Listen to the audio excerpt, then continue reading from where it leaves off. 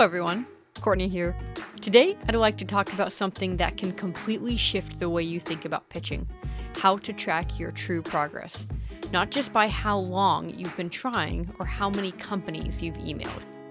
If you've been feeling discouraged in the pitching sea, this episode will help you find clarity, get back on track, and move forward with confidence. It's time to recognize when a rejection isn't really a rejection at all. Welcome to episode number 75. Let's get into it. Where inventing, passion, and hard work intersect. Welcome to the Serial Inventing Podcast. Bite-sized, perspective-altering episodes on serial inventing and beyond. From motivating key tips on product licensing to obstacle-busting conversations on transitioning to a full-time serial product developer. Buckle your seatbelt, because you're in for a ride. Warning, this podcast may motivate you to make wild decisions that will propel you forward in your inventing career and hijack more of your time for your passion. If you aren't ready to make it happen, then this podcast isn't for you.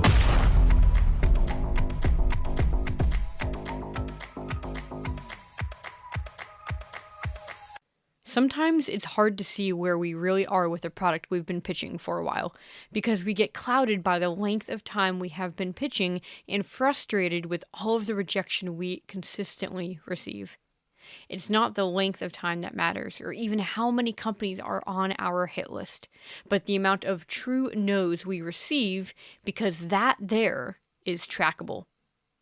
You should always have a running list of true no's that you have received.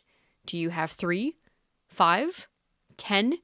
Write down the number and update it consistently so you know where you are on your pitching journey. So what exactly is a true no? A true no or pass from a company has 5 parameters, and only if the no hits those 5 parameters can you constitute it a true no on your hit list. I have placed each parameter into an easy acronym to remember. SNAPP. SNAPP. Don't snap to conclusions because it might not be a real no. Each letter stands for one of the 5 checks that must be met before you consider it a true no. If even one is not checked, it's a false no. Please use these as guidelines, as every company is different. S. Sell sheet or video seen. They must have seen the actual visual, not just an email with a sentence about the product. If you use an OSBS, one-sentence benefit statement, to state what the product is in an email, and they said, sorry, we are not interested, that can't be counted as a no. Why?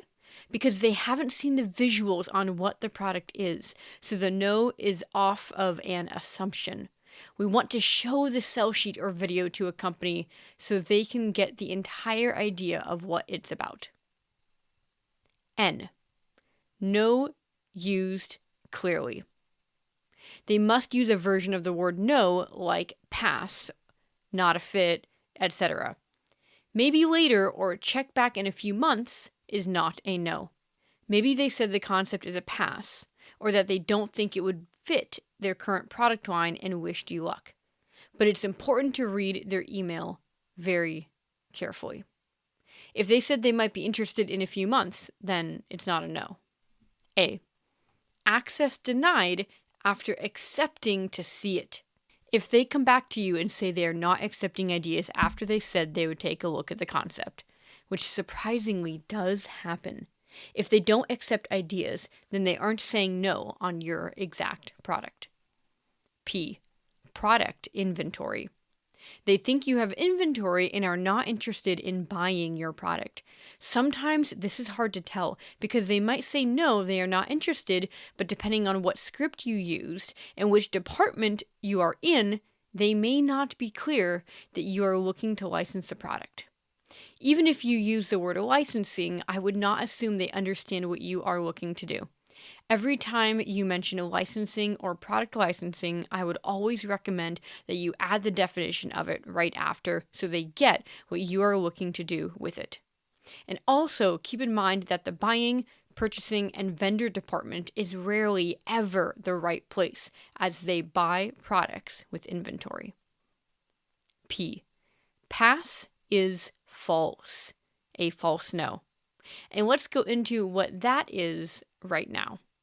A false no is a no that seems like it's about your product, but probably isn't. It often comes from someone at the company who doesn't normally look at ideas or work on product development, or they misunderstood your intent. It could be that they automatically say, no thank you, or we don't accept ideas after you send the marketing material, not because of what you sent, but because they've never received that type of message before. They might have never heard of submitting product ideas, so their default becomes, we don't do that, we're not interested. Sometimes it's because your pitch sounds too salesy.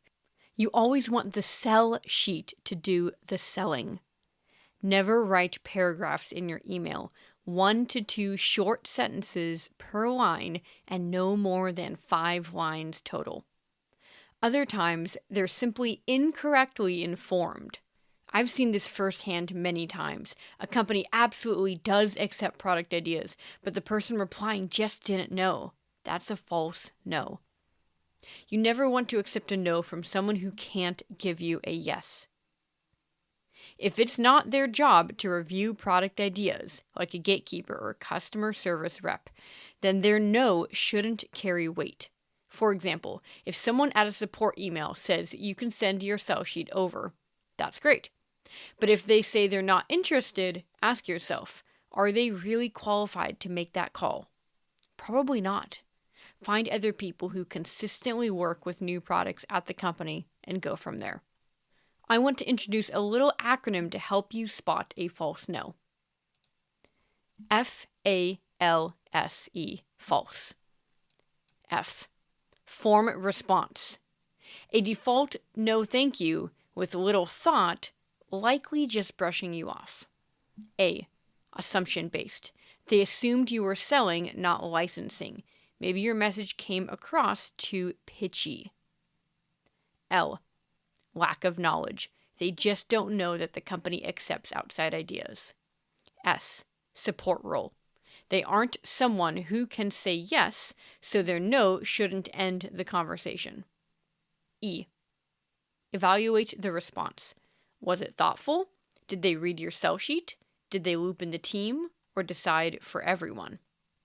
When you get that false no, you always want to think about how they responded back to you. Read their email carefully. Did they say no, not at this time? Are they really the right person to submit ideas to? How thought out was their response? Do you think they truly looked at it or just brushed you off? Are they really looking for concepts at this time? Did they show it to the team, or do you think they made the decision for the company themselves?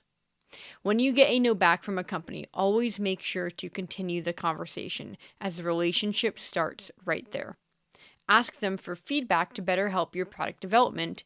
Ask them if they have looked at ideas in the past from outside inventors/designers, and if they have product licensed before. Ask them if they know of other companies that might be a better fit for your product. Ask if you can submit other ideas to them in the future, but make sure to only ask one question at a time per email. Once you start calculating your no's, then you can really see where all the non-responses are and where you gave up on follow-ups and where all the non-movement is. You need to be a detective to get into a company, as I mentioned in episode 66. If you haven't listened to this episode, give it a listen. Your action this week is to look through all of your correspondences of one product you have been pitching and count up all of your true no's that you have so you can see exactly where you are. And if you do, send me a message on LinkedIn with the acronym SNAPP, and I'll send you 5 scripts you can choose to reply back with after you get a no to help you uncover what they truly mean and to develop the relationship with them. I have used one of the scripts where when they responded, they gave a whole different reason why they passed. And I'm so thankful I asked what I did because I learned a lot about the company because of it. Thanks for tuning in and taking a few bites with me today. And remember, serial inventors don't make excuses. They make it happen. See you soon.